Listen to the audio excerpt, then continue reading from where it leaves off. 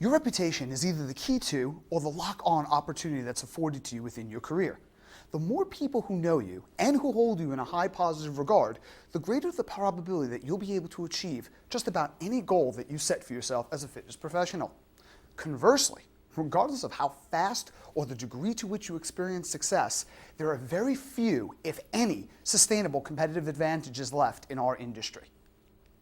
In 1923, 8 of the world's greatest business moguls met in Chicago. Among them was the president of the largest gas company in the world, the president of U.S. Steel, the president of the Bank of International Settlement, and the president of the New York Stock Exchange. Among them, you also had the greatest wheat speculator, a member of the president's cabinet himself, one of the greatest legends on Wall Street, and the head of the world's greatest monopoly. So, whatever did happen to this assembly of the world's best, the brightest, most influential people on the planet? Charles Schwab, who was the president of the largest independent steel company, died broke. Howard Hobson, president of the gas company, went stark raving mad. Arthur Colton, who was the greatest wheat speculator in the world, died abroad, bankrupt. Richard Whitney, president of the New York Stock Exchange, served time in Sing Sing prison.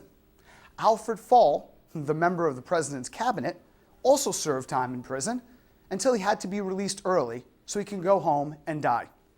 Jesse Livermore, the greatest bear on Wall Street, committed suicide, along with Ivan Kruger, the head of the world's greatest monopoly, and finally, the president of the Bank of International Settlement also wound up killing himself. See, the one thing that you can be guaranteed of in this industry, in any industry, is there are very few guarantees. Nothing quite fails like success, meaning the more you succeed, the greater your tendency to become comfortable.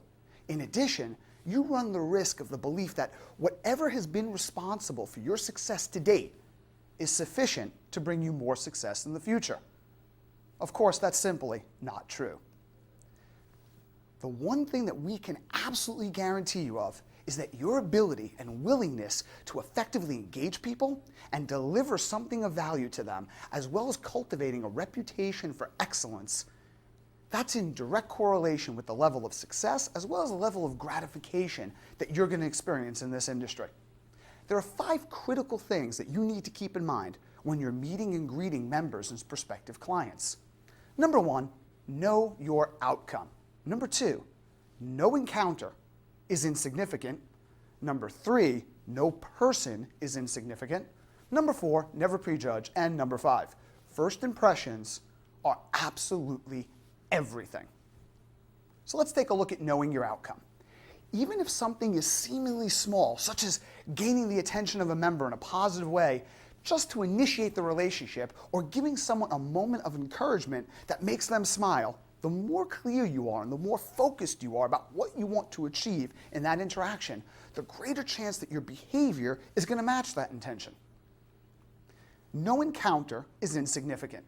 Everything that you do is going to either build or erode your reputation for excellence in your company. Everything counts. A page to the front desk to show a new member how to use a treadmill is not really an interruption of your work, it is the entire purpose of it. Seemingly inconsequential interactions are actually opportunities. They're opportunities to either acquire a client or to take a routine situation and use it to your advantage to turn someone who didn't know you previously into a raving fan of yours in the future. Raving fans can explode your business through word of mouth. Number 3, no person is insignificant. No matter how many clients you have, or whatever the situation you find yourself in, never treat anyone as if they're not important, or especially as if you have something better to do.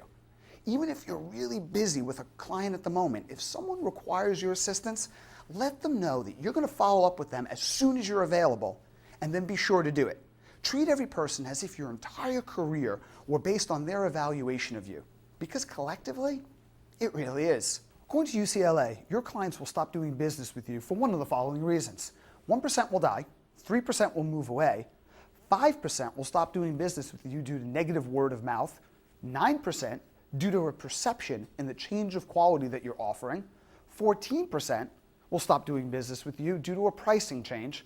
Fully 68% of everyone who chooses to stop doing business with you will do so because they perceive negativity or indifference on your part. According to Michael LaBeouf in his book, How to Win Customers and Keep Them for Life, we only hear from about 4% of our dissatisfied customers. That means 96% of everyone who stops doing business with us does so quietly. 91% of them are never coming back. The average business spends 6 times more to attract new customers than it does to keep their current ones. Customer loyalty is worth 10 times the price of a single purchase. Businesses that have low service quality average only about 1% return on sales and lose market share at about a rate of 2% every single year.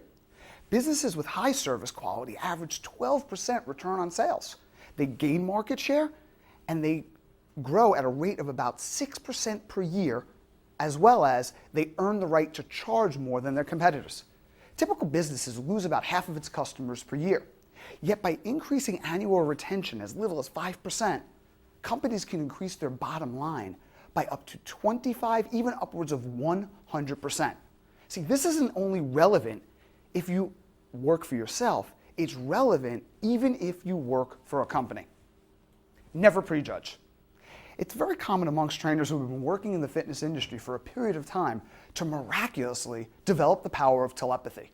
They could just look across the room at someone and determine whether or not that person is going to become a client, and therefore whether or not that individual is worth investing their time in.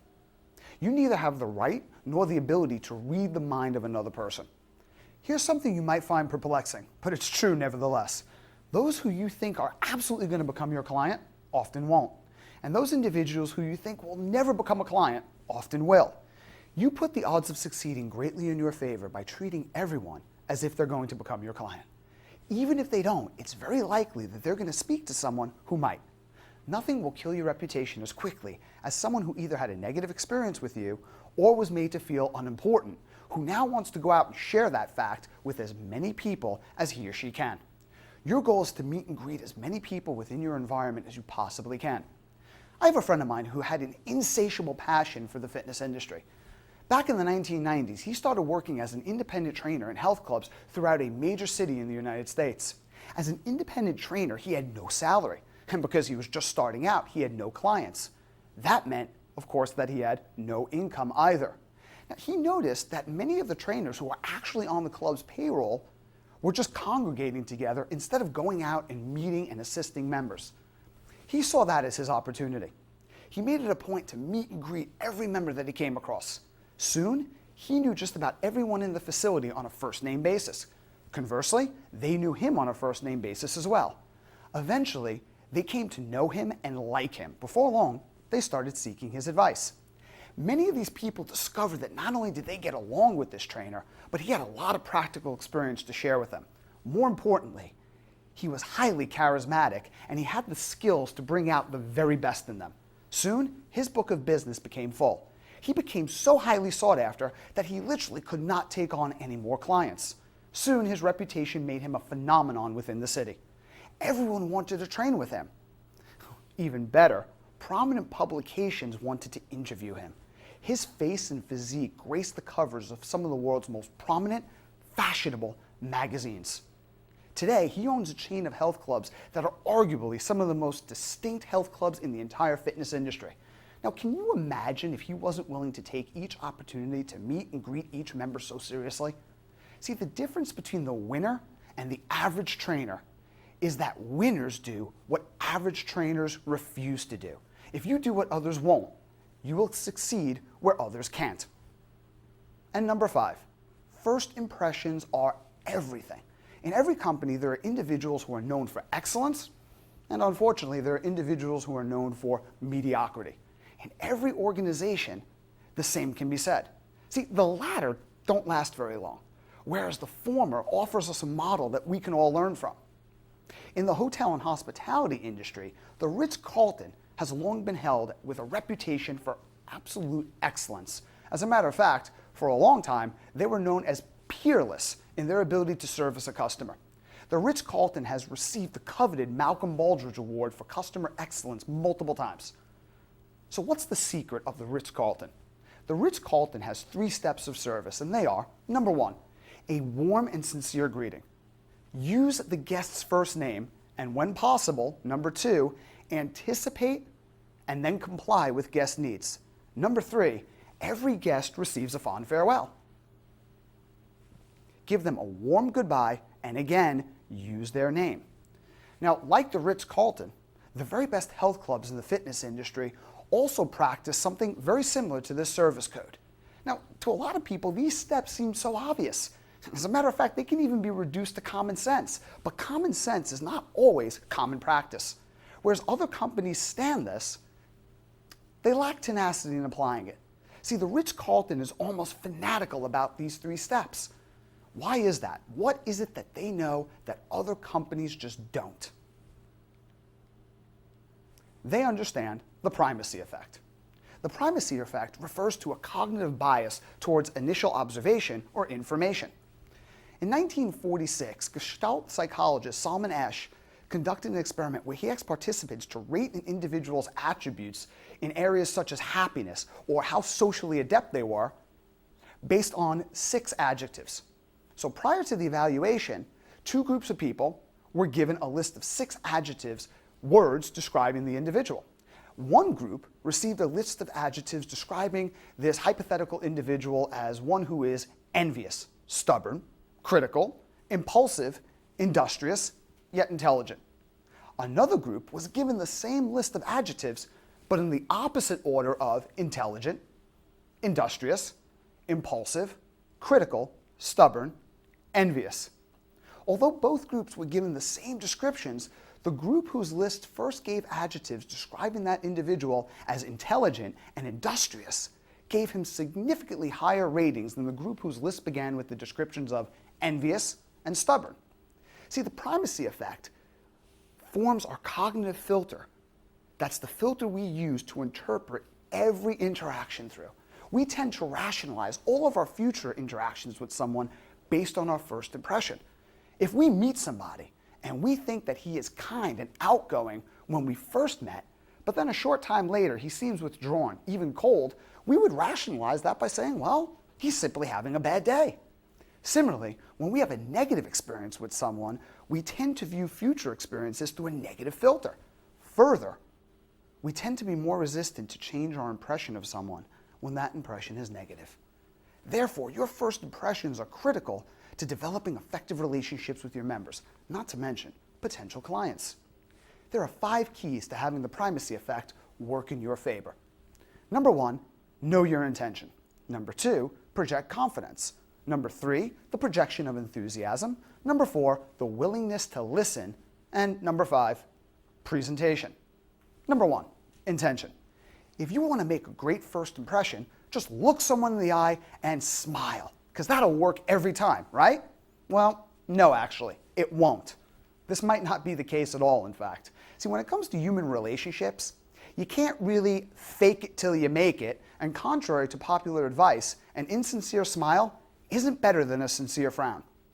Alice Granley and Associates tested this accepted wisdom in a study that took place in a hotel setting.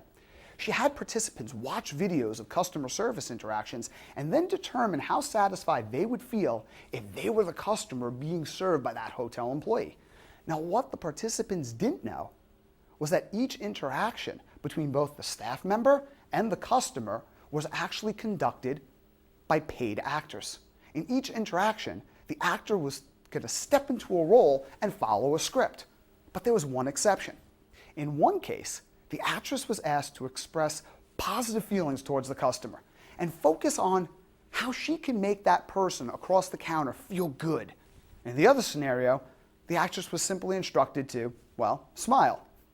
When participants viewed this video, all of them said that they would be more satisfied with the customer service representative who, unbeknownst to them, was told to simply focus on positive feelings and try to make the customer feel good. Far more so, as a matter of fact, than the actress who was simply told to smile.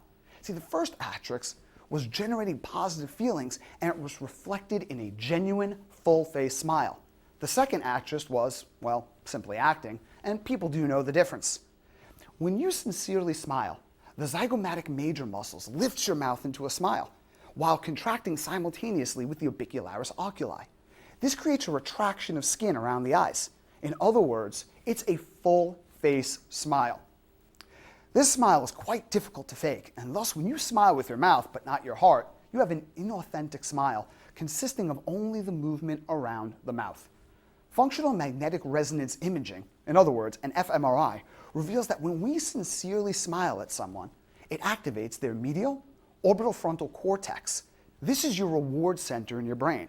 Yet an insincere smile doesn't seem to have the same effect.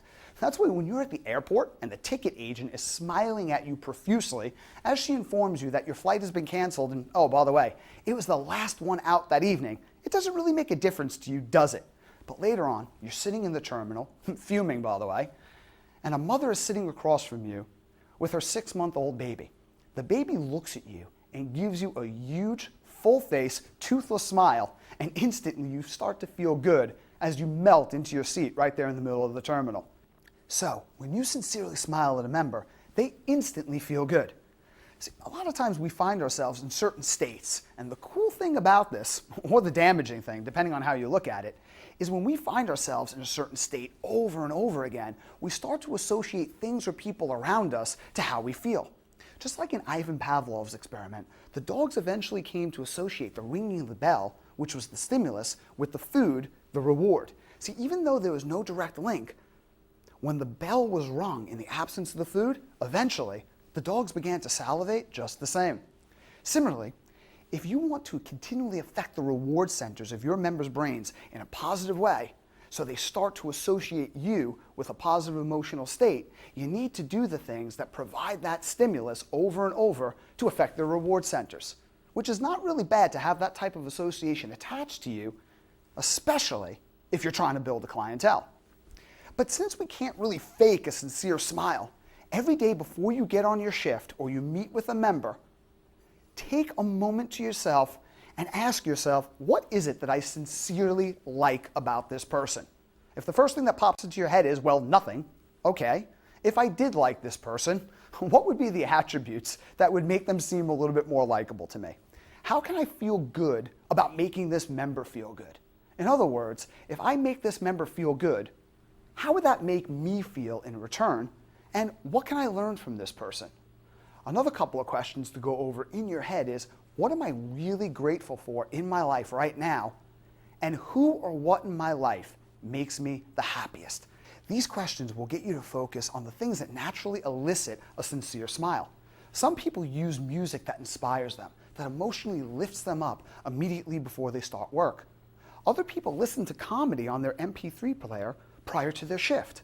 Whatever your strategy, find out what works for you and use it. Number 2, confidence. According to Abraham Maslow's hierarchy of human needs, after all of our physiological needs are met, the greatest human need is our need for security. People seek out security in their environment and in their relationships. If you lack confidence, individuals who lack self-assurance, sound like any new members you know, are going to feel greater doubt, not greater hope when they're around you. What is it that Sir Winston Churchill, Mahatma Gandhi, John F. Kennedy, Martin Luther King Jr., and President Nelson Mandela all have in common? First, they're arguably some of the most positively influential figures in the 20th century. Second, they all possessed clarity and confidence within their message. Would anyone have followed any of these historical icons if they communicated with uncertainty, hesitancy, ambiguity, or lack of self-assurance? A confident presence says that, 1, you're professional. You've got your stuff together. 2, a lot of times confidence is associated with competence. This person views you as someone who is knowledgeable and has the competence to help them achieve their goals. That's very reassuring to a member. Confidence is inseparable from your feeling of competence. The more competent you feel, because you're engaging in things that help you grow daily, the more confident you're going to feel. Doubt and lack of confidence comes from an inward focus. Direct your attention always at the prospect, on their best interest, what they're feeling, and not what you're feeling in the present moment. Mihaly Csikszentmihalyi, author of the book Flow, Psychology of Optimal Experience, explains that fear, self-doubt, and insecurity are all emotions that kill peak performance. What's interesting is all of this results from an inward focus. You can't experience disempowering emotions like self-doubt when you're focused 100% outside of yourself. During each appointment, focus solely on how you can serve your prospective client to the exclusion of everything else. And here's the thing, you'll be more brilliant more of the time. And the paradox is you'll achieve more through indirect means. Ekman and Levinson report that physical expressions create physiological emotion. What would your body language and facial expressions look like if you were an actor playing the role of someone with complete confidence, reassurance, and ability? Project that physically, and you'll feel that emotionally. Number 3, enthusiasm. Enthusiasm literally is the transfer of emotion. What's more, it's infectious. It makes you approachable because it projects the nonverbal message that you are warm and therefore you're safe. Enthusiasm doesn't mean you're a motivational speaker. It doesn't mean you're in the midst of a caffeine fit. It just means that you're excited about your work and you're present in the moment. You're not somewhere else. You're 100% vested in your interest in the member. Prior to every appointment, think about what is it about your work that you don't have to do, but rather you get to do, that excites you the most. Check your focus. Ask yourself, where am I mentally in this present moment? If it's anywhere else than on the member or on the client, your focus is in the wrong place.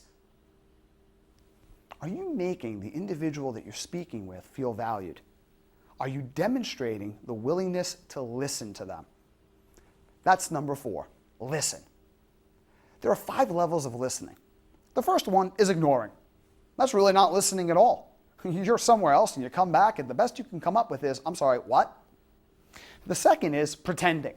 At least you have the common courtesy to act like you're listening, but that's not very impactful. This is where you're like, yeah, right, People can tell. The third level is selective listening. This is when you hear only certain parts of the conversation, and what you're usually doing is listening for cues that tell you it's your turn to jump in and interject your own opinion on what the other person's trying to tell you. Attentive listening is where you pay attention and you actually focus energy on the words that are being said. But the highest level of listening is empathetic listening. This is when you see the world through the eyes of the other person, not merely agreeing with them, but having a deep, full understanding of that individual. Empathetic listening results from asking questions, having a single-minded focus on the other person, not yourself, and a willingness, as a matter of fact, a fanaticism to avoid multitasking at all costs. Don't do anything else while another person is speaking to you. The one exception that you're going to learn about in this certification is making notes on key points that come up within the conversation, because that shows not only are you listening, but what they're saying is important enough for you to make a record of it to refer to later. Number 5, presentation. Part of our first impression is our appearance. That's why every professional has an implied uniform. Every aspect of how we present ourselves either adds to our credibility or detracts from credibility. Make sure that your uniform, whatever it is, depending on your region, is impeccable. Think of an airline pilot. His uniform is immaculate. Every aspect of his appearance is well groomed. He has an upright posture. He has shined shoes. He has a sense of urgency in his walk. And this, believe it or not, does create subconsciously greater confidence in his ability from his passengers. I'm sure an airline pilot would be far more comfortable during an international flight wearing jeans and a t-shirt. But what effect would that have on the confidence his passengers had in him? Now, of course, don't get me wrong, it's not as devastating as if he boarded the airplane with a stick and a dog. You get the picture. The key is you need to be congruent.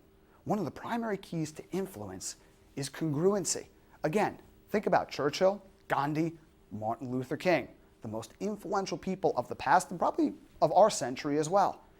After 27 years in prison, President Nelson Mandela demonstrated amazing congruency and perseverance by refusing to relinquish his ideals, even when he was tempted with the prospect of an early release. Not even his liberty was worth more to him than his purpose to end apartheid. His unwavering congruency throughout his life earned him enormous credibility throughout the world after his release. In his 2008 interview with Time magazine's Richard Stengel, Mandela recalled moments earlier in his life where he felt very afraid, yet he knew the importance of putting on a courageous face in order to reassure rather than dishearten his followers. According to brain researcher Leslie Hart, much evidence now indicates that the limbic area is the main switch in determining what sensory input is going to go into the neocortex and what decisions will be accepted from it. What this means is that your ability to positively influence someone is just as much a function of the subconscious mind as it is the conscious mind, and it's emotional by nature. If someone doesn't feel comfortable with you, they can't rationally listen to you. Therefore, you won't connect, and as a consequence, you're going to miss your opportunity to have the primacy effect work in your favor. I can't tell you how many times I've seen a trainer get paged to the front desk because a new member comes in and she wants to learn how to use the treadmill. The trainer, obviously not overly pleased about this interruption of his time, comes over, rolls his eyes, and then reluctantly takes her over to the treadmill. Now, while he doesn't really say anything wrong, his body language reveals a lack of enthusiasm. Well, she, as a consequence, feels intrusive, like she's being a bother. You know what? Maybe she feels a little bit stupid. She's probably not a future client, don't you think? In fact, she'll most likely never ask anyone in the club anything ever again. This one incident creates a negative impression of the club and every person in it that's likely to pervade every other experience. She might even quit. According to Professor Albert Moravian, there are primarily three components of communication. 55% of everything we communicate with someone when we're speaking to them face to face is represented in our body language, our posture, our degree of eye contact, our facial expressions, and things like that. 38% of everything we communicate is vocal tonality, not so much what you say, but how you say it. Your tempo, your intensity, your voice inflections, and only 7% of everything that we effectively communicate is contained within the words we actually use. Again, it's not what you say, but how you say it. The visual cues, even the most subtle ones from your facial expressions and body language, make an extraordinary difference. When it comes to first impressions, seeing really is believing. Your body language and tone of voice are far more reliable than the words you use. See, you're not really responsible for everyone positively responding to you. Don't misunderstand us. But what you are responsible for is doing everything you can to connect with as many people as possible so that you can offer encouragement, direction, education, inspiration, and most of all, the opportunity for change. Keep yourself in an environment conducive to winning by constantly developing your mindset and your skill sets. By doing everything you can to create and then sustain a positive first impression, you put yourself on the side of the angels when it comes to creating a client.